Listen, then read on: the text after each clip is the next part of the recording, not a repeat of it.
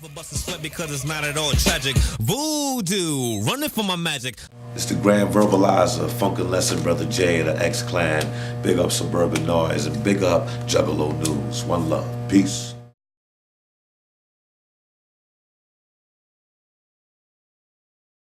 Yeah, a mainstream album.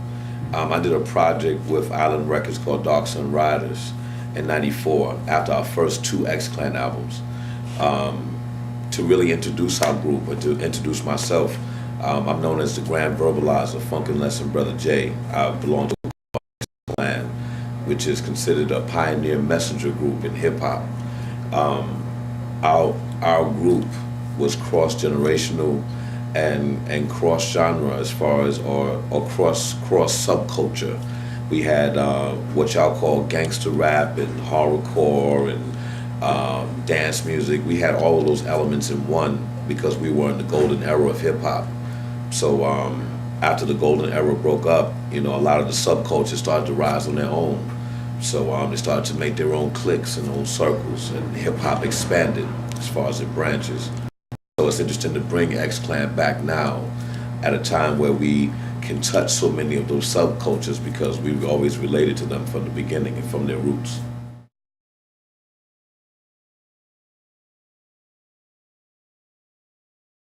Well, basically studying the market. One thing about the golden era is that it was very high in artistry but lacking in business. So a lot of artists, were cheated or didn't have knowledge of the game and got beat, you know what I'm saying? And when you're being an artist, you don't concentrate on those things. So for me to want to reintroduce X-Clan one day, I had to make sure that business could be taken care of. You know what I'm saying? That was one thing that I wanted people to see. Like, it's not just to bring a group back, but it's also to be in control of your business, to show independence as a sign of freedom as well. So that's what X-Clan is about. We're about freedom. This is freedom music. So to express it to where we even, people can take example from our actions, that's a true and living, way to practice freedom.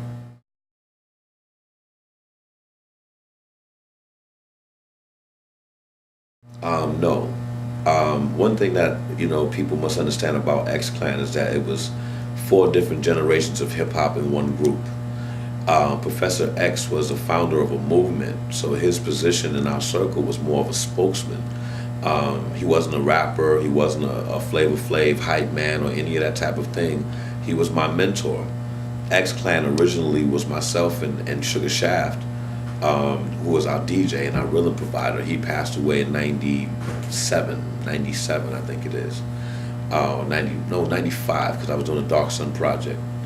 So the thing with that was Shaft, Architect, Professor all came from different sides of hip hop, and that coming together as X-Clan made it a stronger group. It took us beyond being a regular rap group. We had a movement leader, a manager of one of the original clubs in hip hop, the Latin Quarter, who was Brother Architect, Paradise, and Sugar Shaft, who was a phenom DJ. He was one of the best DJs I had ever seen. You know what I'm saying? And I studied DJing. I started as a DJ. So and myself just growing as a street poet who has something different to say, my style was different from a lot of the ego tripping that was going on in the 90s. It's different from how you got ego tripping now, because cats talk about such, disrespectful content that it's not as entertaining as a Salt and Pepper was, or MC Light or Latifah was. Those people were like a breath of fresh air at a time, Now it's like played out. You really rarely get a solid sound that you can say, wow, I trust that.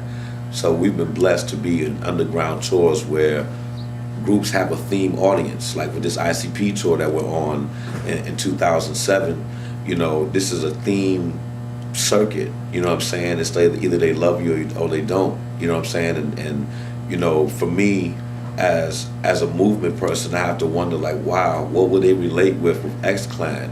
ICP were fans of X-Clan at the time, so if this audience spawned from them, there had to be some kind of element that they relate with, and it was freedom. Freedom of expression relates to everyone, it's universal. You know what I'm saying? X-Clan has always been about those elements. Professor X, presented those elements in his movement. We were building on Professor X. His movement, Black Watch movement, was based on freedom, the expression of freedom. He linked hip hop to black nationalist values, which means if I was an Irish dude, it would be Irish nationalism. If I was a Japanese dude, it would be Japanese nationalism. In America, when you're trying to help your culture stay alive and be respected, you have to rally your nation to stand together. That's not a prejudiced thing. You feel me? People standing on the outside always knowing hip hop as a rough edge thing, and you know, people who stand for movements or really extremists, they look at it with a stereotype rather than digging into the content and listening to the album. You know what I'm saying? People are giving more ear to us now because it's a time for fighting for freedom for everyone. Everyone has been played now. It's no longer a black or white thing. It's everyone is being played. It's been revealed. So the camaraderie and the patriotism, or whatever they label it in America, is different when people rally in Parliament, is where I call it, or cipher. In the 2007, I've taken the elements of X-Clan and now presented a new cipher, a council that says, hey, we have a different kind of music to offer, or we have different kind of movies and documentaries to offer that relate to everyone. And I don't have to play like, hey, this is a white film, this is a Filipino film. I'm saying this is a good film about information that we need to know as people. You know what I'm saying? That's how we expand and evolve. What X-Clan has always been about, man.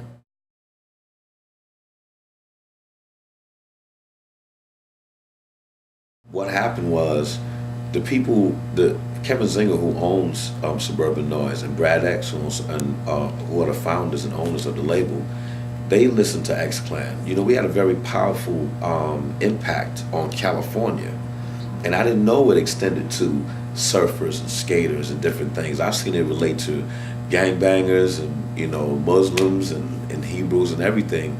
But the one thing that their label was about, you know, again, freedom, you know, rebelling, you know, with sense. You know, when I listened to you know, a lot of content that Brad X was kicking, you know, when I finally got to the label, because I'd never heard their music before, I always heard of their name. I've seen the Spade everywhere and stuff like that, but I never got into the content because it's a total different genre from where I come from. It's suburban music. You know what I'm saying? I'm from Flatbush, Brooklyn. It's a different, you know, it's a different frequency. But to finally just sit down, and, you know, I'm a tastemaker. I like to taste music from around the world. What should have stopped me from listening to a Cottonmouth record? Face value, it just looked like a bunch of weed smokers partying and BSing. But when I looked into what they're doing and different things that they've done into different parts of the United States, as far as teaching people about their rights and different things of that nature, I was like, wow, you know, that's no different from what I do, from where I come from. So I saw a relation more so than just an opportunity to be signed on a powerful independent, because they are strong. You know what I'm saying? One, you know, to jump from a major to jump into independent is a serious risk. You know what I'm saying? When they were signed on Capitol, you could be on top of the world with the kind of brains they have at this label. To leave there and to be successful as an independent, man, I salute that, man, as a businessman. And just as an artist, like, wow, I want to be involved with something like that. I want to be involved with a powerful machine to do X-Clan for real. And they were down. It wasn't like, wow, I wonder, you know, how much money we can make. It was like, wow, you know, someone with a movement and a purpose. You know, they want to put me on places to have conversations like this with powerful people. And I can respect that. It wasn't just like, hey, let's get in the source and let's pose in the vibe and let's do the black thing. It wasn't that. You know what I'm saying? It was like, yo, man, let's see where you fit. You ready to hit the road? I've been dying to hit the road. I'm like, I want to bring my hip hop everywhere. I seen Tech Nine. I performed with Tech Nine before. I've done records with him. I've done shows with Cottonmouth Kings. I've done records with them. You know what I'm saying? And it's always been a good result. You know what I'm saying? And then I tour with Public Enemy. I'm, you know, planning to tour with Dead Prez. I can jump in any genre that I want to. And this ICP tour again proves I see this as a theme tour. I'm not here to, you know, to do what they do. You know what I'm saying? I'm here to be me. That's why I was invited. People usually shift up like they gotta, you know, wear a scary helmet or some wild thing to come out here. These are people who respect hip hop. Those are hip hop beats on stage. When I hear ICP, that's hip hop. I relate here. You know what I'm saying? It's powerful like that. So You know, again, I don't want to, hog the time.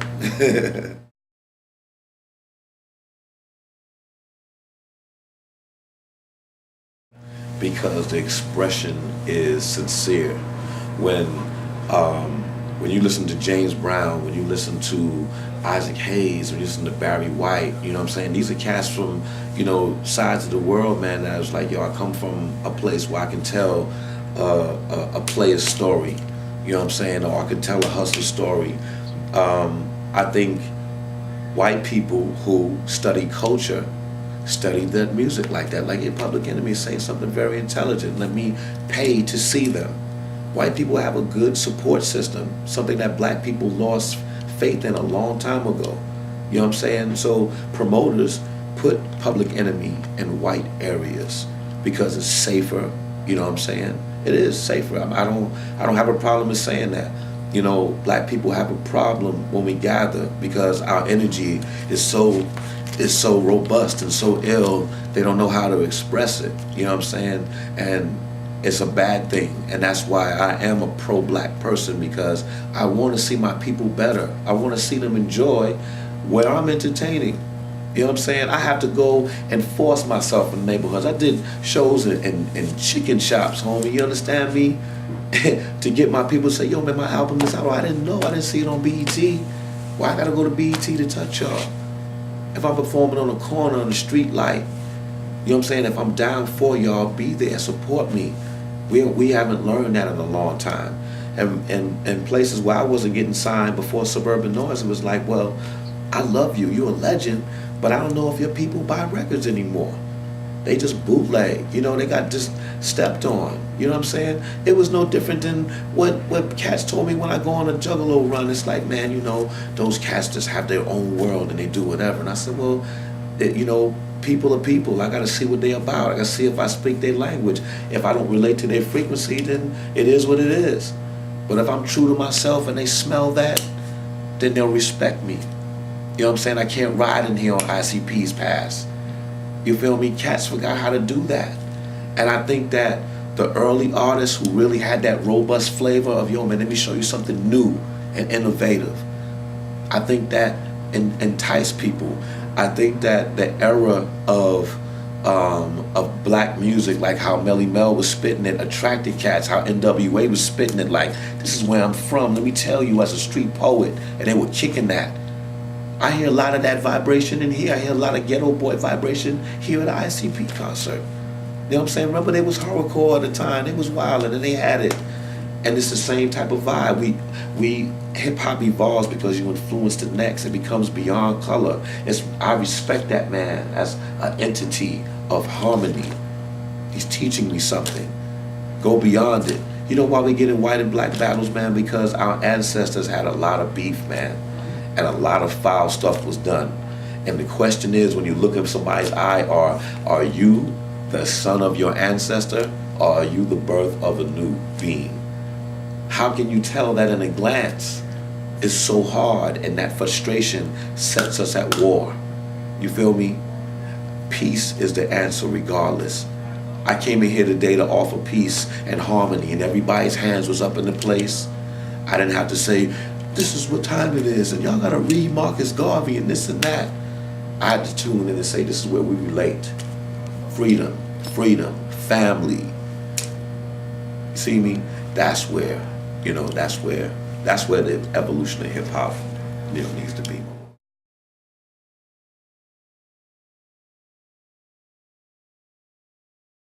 I think that, all right, for one, the internet situation has watered down so much artistry. You know what I'm saying? It's become a thing where if you're an artist that puts 4 songs in a MySpace and you get a good week where you hit 20,000 hits, you feel you're a star.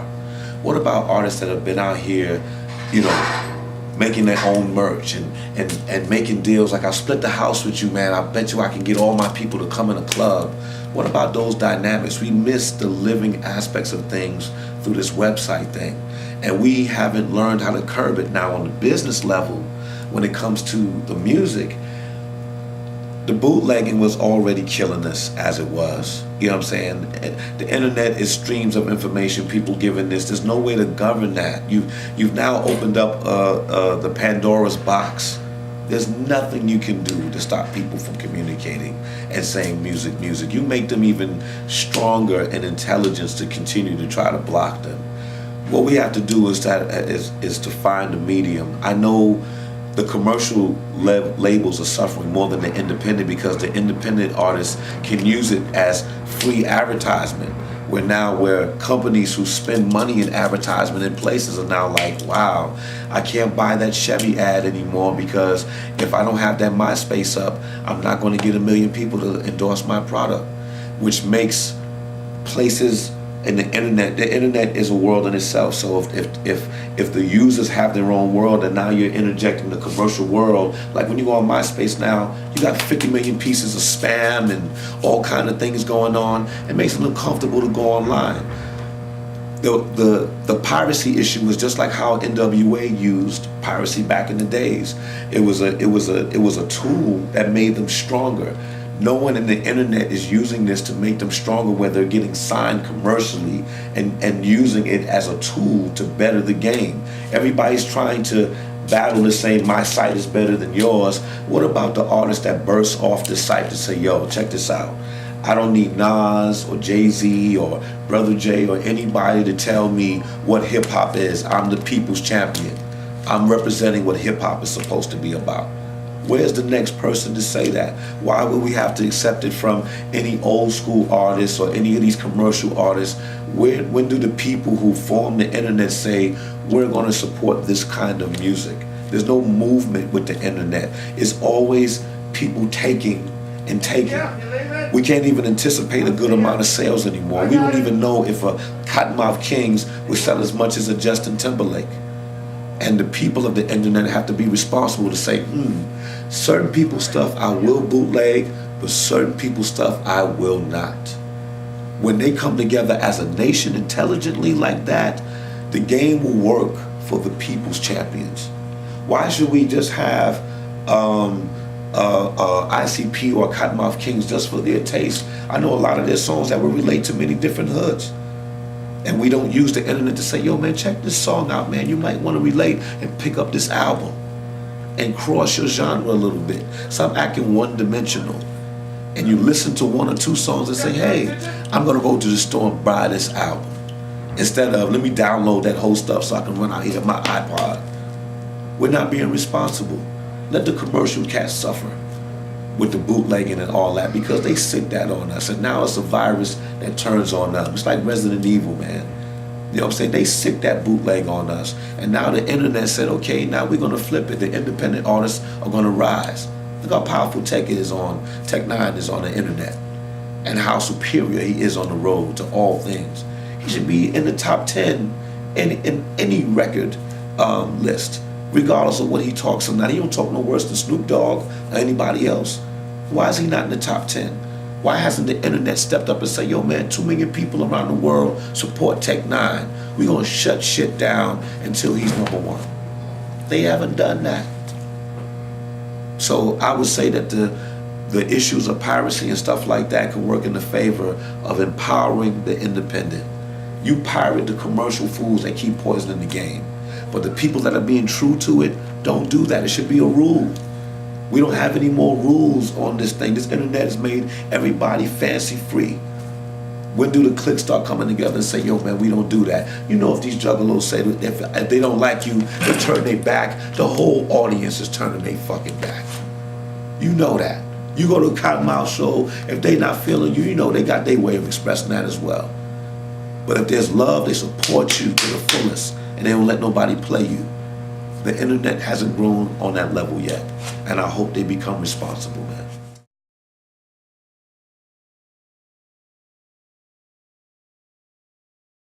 I understand where Chuck is coming from, because he has done 57 tours in his life and he has a powerful name.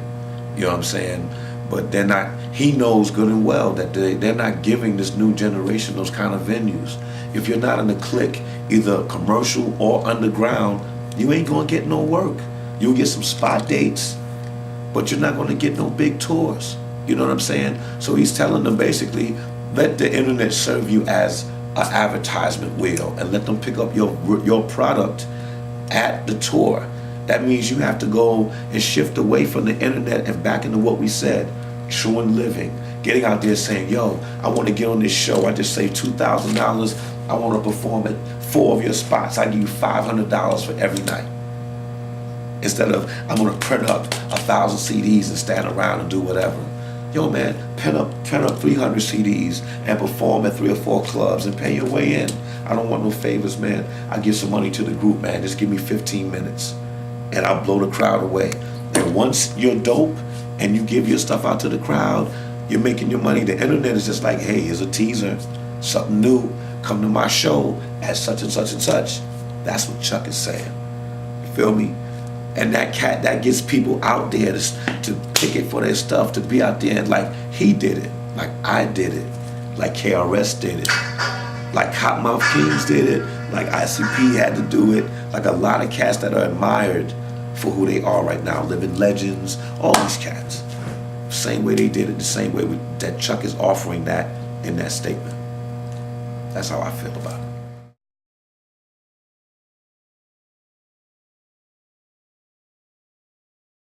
Yes, because none of the content that they come up with can beat an intelligent being spitting poetics on time. You understand me? I've seen no, Jezebel rapper girl that can match Lauryn Hill. I haven't seen no bling bling dude that can match the show over KRS-One. Feel me? You know what I'm saying? And so there's so many things that I know that era of music will always return, because now people are doing their homework. People are doing their homework on X-Clan right now. Who are these dudes? Wow, what is this? Oh, snap. They thought we bit voodoo from ICP, and they sampled it from us years ago. And respect of, yo, man, like X-Clan, hip-hop. It wasn't like, yo, that's black stuff, don't touch that. It was like, this is dope, I like this, I want to use this. You know what I'm saying? The relation. That's the realness.